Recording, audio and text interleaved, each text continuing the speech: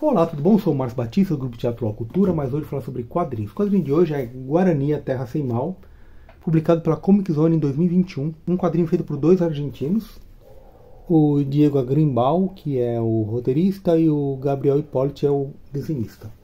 Essa história aqui ela é magistral. Ela acontece na Guerra do Paraguai.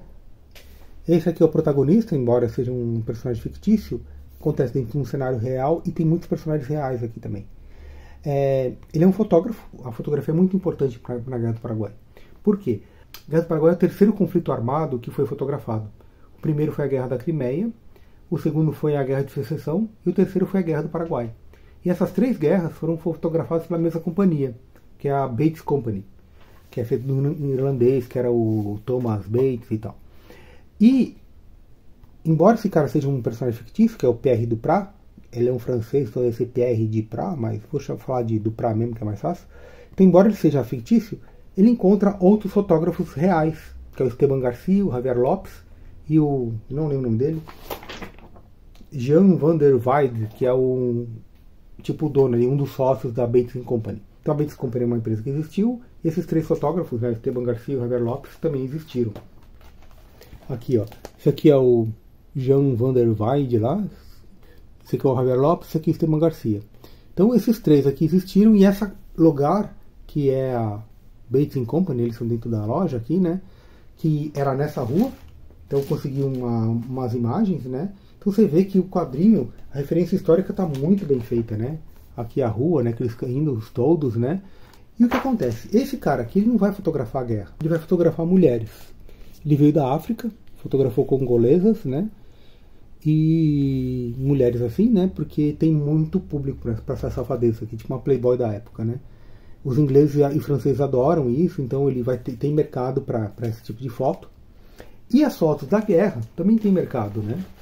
Porque querem fotos dos filhos, dos pais, dos irmãos que estão indo para a guerra, fotos do combate, eles fizeram um álbum, né, das fotos de guerra e tal. Então tem mercado para isso lá. Tá? Esse grupo aqui, eles vão então para o mesmo local. Em determinado momento eles vão se separar. O Javier Lopes e o Esteban Garcia vão para a guerra, e esse cara aqui vai para a tribo, né, para a aldeia indígena, para o povo indígena Guarani. Então, o que acontece que é bem interessante aqui, ela começa em 68. Em 68 a guerra já está perdida para o Paraguai. Daqui a pouco eu falo o porquê. Então eles começam aqui, né, vindo da Europa, o navio, atracando aqui no Uruguai, e os passageiros é um monte de imigrante, né, europeu, né, sei lá, espanhol, italiano, francês, ele aqui é francês, porque eles estão vindo tentar sorte no Novo Mundo, na América, né, então os comerciantes e tal, estão fugindo lá da Europa e estão vindo para cá. E o que acontece? Assim que eles chegam, os oficiais uruguaios falam assim, olha, o Uruguai está em guerra, e vocês não são mais imigrantes, vocês são soldados. E aí ele fica, não, eu tenho um trabalho para fazer, né? Não posso lutar nessa guerra. Aí ele já toma uma coça, né? Uma coronhada no estômago, né? Do oficial. Agora você não é mais nada, você é soldado e acabou. E aí tá todo mundo lascado, né? Vai todo mundo pra guerra. Só que aquele Van der Weide lá, né? O sócio da Bates Company, ele vem com uma carta e fala assim, oficial, esse cara tá dispensado, eu tenho a carta aqui e tal, porque ele tem uns assuntos e tal. Aí ele falou assim, tá bom, então você pode ir embora, o resto é soldado. Então era essa vibe que tava, né? Os voluntários da pátria, ou voluntários da corda, como muitos chamavam também, né? Então eles vão lá para esse local aqui, né, tal, e daqui a pouco eles vão pegar o barco para ir para outro local para depois se separarem. Mas eu vou lá pro final para mostrar umas coisas de foto aqui que é bem interessante. Essa foto aqui, por exemplo, é do Esteban Garcia. É a foto mais famosa da Guerra do Paraguai, que é essa foto aqui. Que são mortos, né? Foi uma das poucas fotos que não foram confiscadas pelo exército. E tem umas fotos também do Javier Lopes, que são essas aqui, ó. Essa foto aqui, ó, tá vendo? É essa aqui, tá vendo? Vou pôr ela inteira agora. E essa outra aqui, ó, foto dos próprios fotógrafos. Aqui é uma tenda dos fotógrafos. Isso aqui, esse poste aqui, onde eles ficavam aqui em cima para fotografar a batalha. Esse aqui é um dos fotógrafos descansando. Que é essa foto aqui, tá vendo? Olha só que interessante. Eu peguei num documentário argentino essa mesma foto, só que ela está melhor trabalhada. e que é essa foto aqui, né? Você vê que tem o logotipo da Bates Company. Que interessante, né? Então, o trabalho de pesquisa, né, do Gabriel Porte foi perfeito, assim, tá muito bom, né? O Bates Company aqui, né? E aí eu peguei aqui o endereço, que aí eu peguei essa imagem, que é da rua. Então uma dessas casinhas aqui é o próprio estúdio fotográfico e tal. Então, por que a foto é tão importante na Guerra do Paraguai, como eu estava falando? Eu vou deixar um outro link aqui embaixo, além desse do documentário digital lá da TV digital lá da Argentina, do André Toral. O André Toral é um historiador e também quadrinista brasileiro. Ele fez 3 quadrinhos lá para a revista Animal sobre a Guerra do Paraguai, que são os Pesadelos Paraguaios, são essas aqui, né? E ele também fez um artigo sobre a Guerra do Paraguai, também na revista da Animal. E ele fez um quadrinho pela Companhia das Letras, que é Adeus, Amigo Brasileiro, que fala sobre a Guerra do Paraguai, que é esse aqui. Então, ele é doutor em História e tal, ele está dando uma aula sobre a história da Guerra do Paraguai, mas através de imagens. Então ele fala do Vitor Meirelles, do Pedro Américo e também dos pintores uruguaios e tal. Por quê? Vitor Meirelles e Pedro Américo, por exemplo, são 2 artistas magníficos que eles retrataram a Guerra do Paraguai. Eles foram contratados pelo imperador Dom Pedro II para glorificar o exército brasileiro. Então, a pintura da época, que fazia as batalhas, a guerra, só mostrava o lado do vencedor, o lado de quem está contratando a pintura, né? Então, você ter uma foto da guerra é muito diferente. São pinturas magníficas, né? Só que aquelas pinturas... Tem uma pintura do Vitor Meirelles que é de 1 para 1. O que significa isso? Se o soldado tem 1,70 m, na pintura ele tem 1,70 m. Em cima de um cavalo, com o tamanho de um cavalo. São 30 soldados ali. Imagina o tamanho desse painel. Uma obra monstruosa dessa não é para ficar na casa de ninguém. Nem no palácio do imperador pode ficar uma obra dessa. Então, para que serve um quadro desse? Para ficar no museu e você expor a glória do exército brasileiro. Entendeu? Então, quando você vê um registro fotográfico de quem estava na guerra, porque o Vitor Meirelles e o Pedro Américo estavam, sei lá, em Florença, entendeu? Estavam lá na Europa, quando eles pintaram isso a mando do imperador. E eles receberam, né, uma bolsa para estudar na Europa pelo imperador, eles faziam parte da Academia Imperial e tal. Então, eles eram totalmente parciais ao que o chefinho deles, que era o imperador, queria que fizesse ali. Então vem uma foto mostrando realmente a guerra e tal. E o que acontece? Aí, já que eu abri esse parênteses, deixa eu falar um pouquinho sobre a Guerra do Paraguai. Nos registros brasileiros, fala que a guerra começou em 1864 e foi até 1870, quando o Solano Lopes, que era o ditador paraguaio, morreu. Foi morto, né? Mas, no registro oficial do mundo, tá, que ela começou em 1865 e acabou em 1870. Por que essa diferença? Esse aqui é o mapa do Paraguai. Tudo que é colorido era o Paraguai. O que está em laranja é o Paraguai atual. O que está em verde é o que ficou para o Brasil. E o que está em azul é o que ficou para a Argentina. O que acontece? Em dezembro de 1864, essa parte verdinha, que é Mato Grosso do Sul hoje, né, que antigamente era a província do Mato Grosso, o Paraguai invadiu ali, né, para retomar as terras que eram dele. E nessa invasão, ele roubou diamantes e pólvora do Brasil. E antes, um pouquinho antes, em agosto de 1864, estava dentro de uma guerra civil no Uruguai. E o Brasil participou dessa guerra civil. Por quê? Desde a independência do Uruguai, em 1828, acho, que o Uruguai ficava em 2 frentes. Tinha 2 partidos. Era o Partido Branco, que apoiava o Paraguai, e o Partido Colorado, que era amigo do Brasil. Então, ora o Partido Branco tomava o poder, ora o Colorado tomava o poder. Então ficava nessa guerra civil entre os 2 partidos, para ver quem tomava conta do país. E, em 64... o Branco estava, o Aguirre, né, que era do Partido Branco, estava ali. O Venâncio Flores, que era do Colorado, chamou o Brasil para interferir na Guerra Civil e tomar o poder. Porque essa parte do Partido Branco tinha invadido as terras do Brasil, no Rio Grande do Sul, para roubar gado e tal, dos fazendeiros e tal. E o que acontece? O Brasil tinha sido invadido tanto por essa parte do Uruguai quanto pelo Paraguai, e falou com outra parte do Uruguai, do Colorado, falou assim, vamos acabar com o Paraguai e com essa parte do Uruguai, vamos ficar livre deles? Vamos.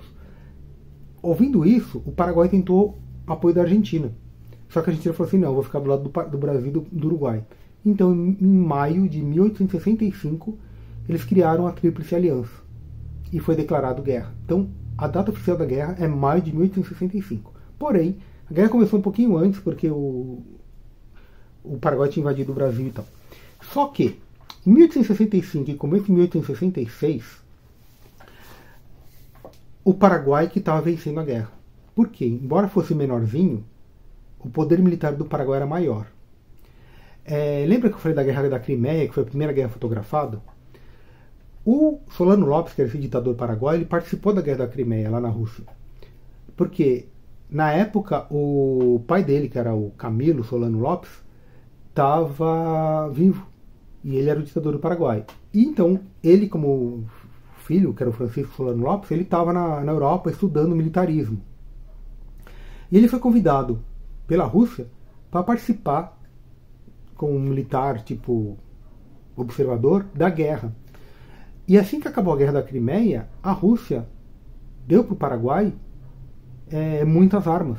Que os 80 mil soldados do Solano Lopes, do Francisco Solano Lopes, ficaram com os armamentos lá da Rússia.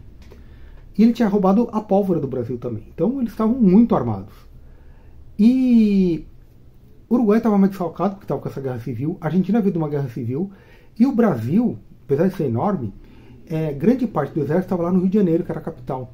E para chegar até o Mato Grosso, até ali o Rio Grande do Sul, até o Uruguai, não tinha estrada. Eles tinham que vir pelo mar. E para chegar no Paraguai, do mar tinha que entrar no Rio Paraguai, que era domínio do Paraguai. Então, o começo da guerra foi... O Paraguai era o vencedor. Ele estava metendo a bronca ali. Só que, por causa do que a gente viu aqui, né,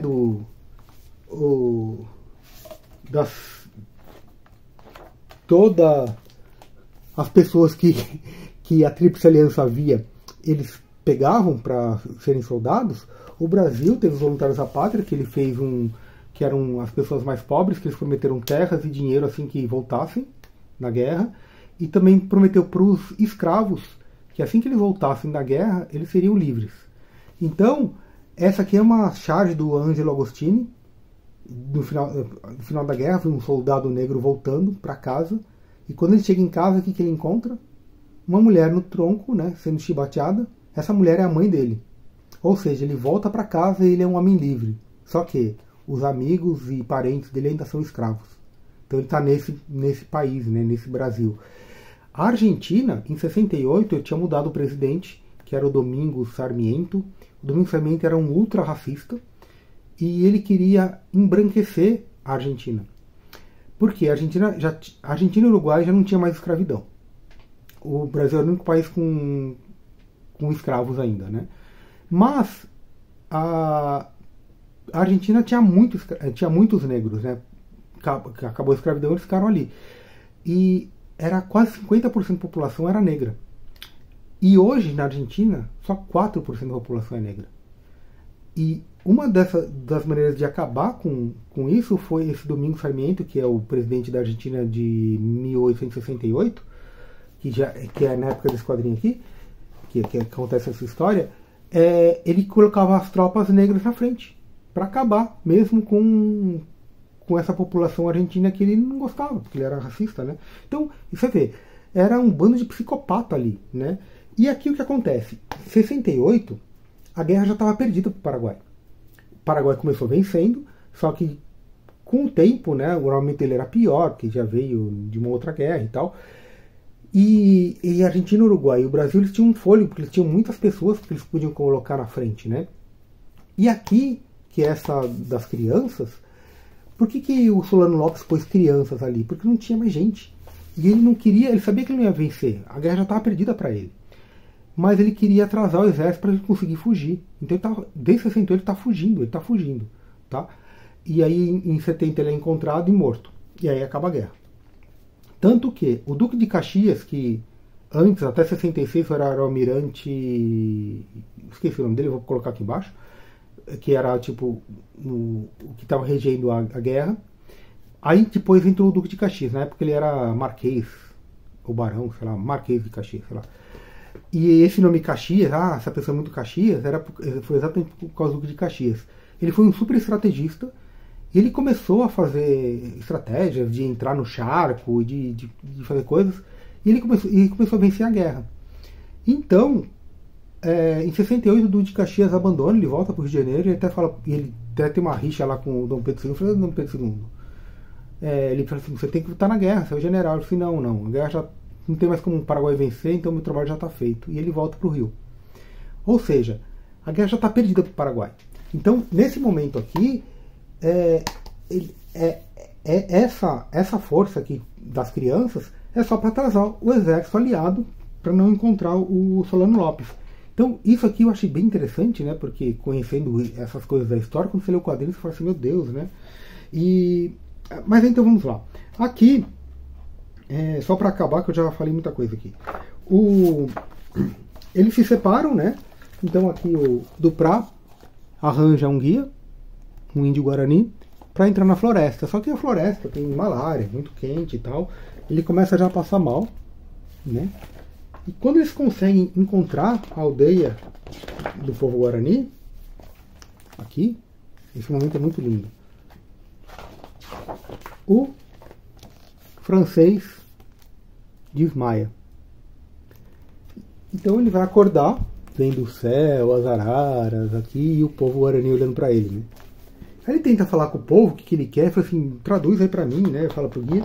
Só que as pessoas não se dirigem a ele, nunca falam com ele, só. O único que fala com ele é o guia, né? Fala assim, mas por que as pessoas não falam comigo, né? Não gosto de falar com homem branco, né? E aí ele explica.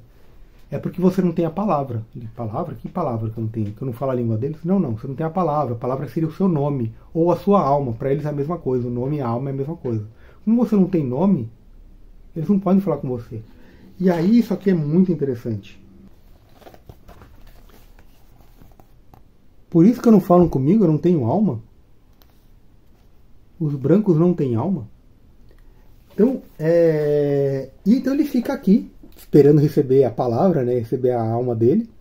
Fica 3 dias com esse povo aqui, que é o pajé, o cacique, né, sei lá.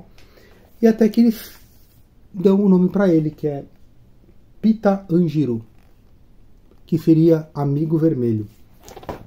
Então, assim que ele recebe o nome, as pessoas começam a falar com ele já vira, né, um amigo vermelho, né?